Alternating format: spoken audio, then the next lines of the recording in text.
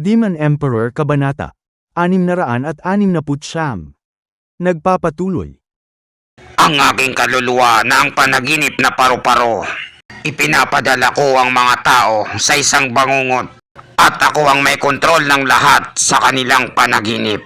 Humanda ka na dahil pahihirapan kita ng husto. Uunahin kong saksakin ang puso mo.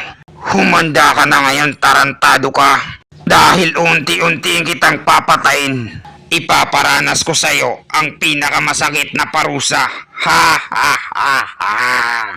Ang panaginip na paru-paro, talagang bihira lang ito sa lahat ng klase ng kaluluwa. Ano? Gising ka pang kupal ka? Akala ko tulog ka na. Ni minsan hindi ako natulog. Palaging nakadilat ang mga mata ko. Ano? Hindi maaari ito. Bakit dalawa kayo? Imposibleng mangyari ito. Gumagamit ka ba ng teknik na Kagebushin? At papaano ka nagising sa kalagitnaan ng iyong bangungot? Hindi mo ba narinig ang sinabi ko na hindi ako natutulog? Dahil gumagamit ako ng ipinagbabawal na gamot. Kaya hindi ako nakakatulog. Naruto, Sage Mode. Ano ito? Bigla akong nahilo. Nasaan ako? Papaanong nakakagamit ka ng ninjutsu? Nakagaya ka Itachi. Wala ka namang Sharingan. Ang ilusyon na ito. Huwag mong sabihin na ako ang nahulog sa bitag mo. Tama ang hula mo, matandang hukluban. Bago mo pa ako mailagay sa panaginip, napakawalan ko na ang aking ninjutsu na ilusyon. Gaya nga ng sinabi mo, ito ang mundo ko at dito ka na mamamatay. Imposible to. Papaano mo nalaman na nagtatago lang ako sa gilid? Siyempre, ang dugong sanggol na anak ko.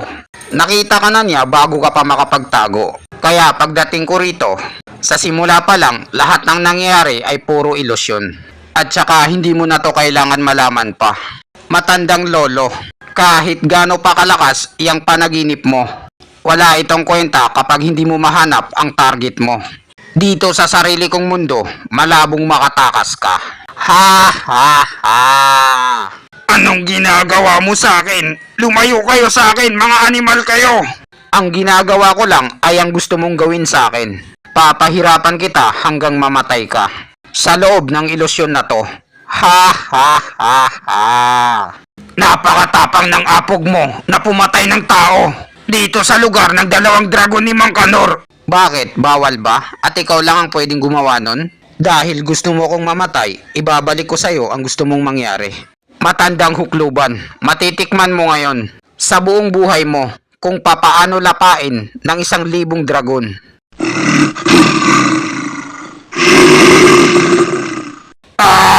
Ayoko na, please! Nakakatawa talagang panoorin ng matandang lolo na to. Para siyang adik. Hindi siya makakawala sa ninjutsu technique ko hanggat nakapokus ako. Kahanga-hanga ka, bata. Madali mo lang nahuli si Lolo. Sino yan? Manggi ako Sharingan. Sino kang kupal ka? Bakit ka nakikialam sa ginagawa ko? Bagay lang yan sa kanya. Bata, hindi ko akalain na may tira ka pala. Ngayon naintindihan ko na kung paano mo pinulbos ang mga membro ng sekto nila. Ang 3 mababang rangkong sekto ay masyadong madali para sa'yo. Para may pakita ang totoong lakas mo. Papaano siya nakapunta sa likod ko nang hindi ko man lang namamalayan? Isa lang ang ibig sabihin nito. Isa siyang sakalam. At saka ang nararamdaman ko sa kanya, ang feelings na to. Kapareho ng ibinibigay sa akin ni Dan Sing. Dakilang Hairan! Bossing! Buti dumating ka na sa pinakasaktong oras! Ang batang ito, gusto niya akong patayin! Dito sa loob ng 2 dragon ni Mang Kanor. Pakiusap, dakilang bossing, parusahan niyo siya! Dahil sa nalabag niyang kasalanan! Sino ba ang dakilang Hairan na yan?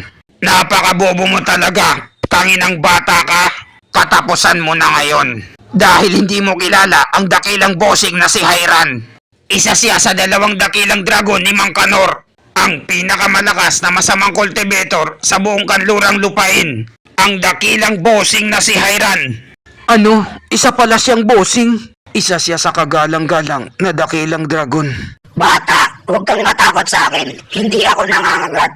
Hindi rin ikaw ang target ko. Sa totoo niyan, kaya ako pumunta rito para tulungan ka. Anong sinabi mo, dakilang bossing? Hindi mo ba nakita na nilabag niya ang batas ng 2 dragon ni Mang Kanor?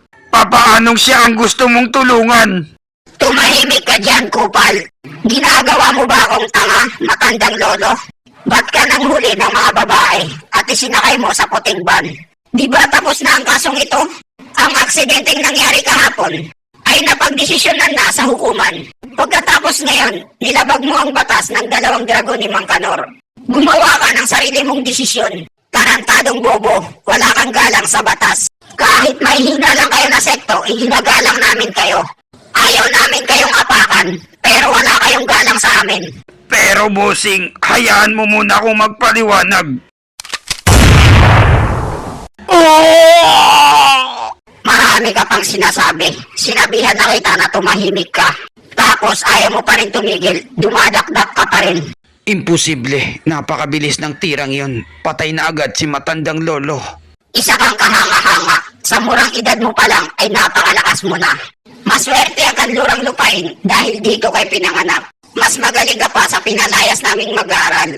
Kung ganon, ang tinutukoy nilang pinalayas na mag-aaral ay si Dan Sengsen. Ano kaya ang tinutukoy ng dakilang bossing na si Hyran? Balak niya rin kaya akong parusahan dahil sa mga nalabag ko? Kapag tinira niya ako, siguradong katapusan ko na. Para siyang tumatawa na hindi tumatawa. Hindi ko mabasa kung anong nasa isip niya. At dito nagtatapos ang chapter 669. Maraming salamat po sa panunood nyo. Mag-subscribe para laging updated sa buhay ni Chupa.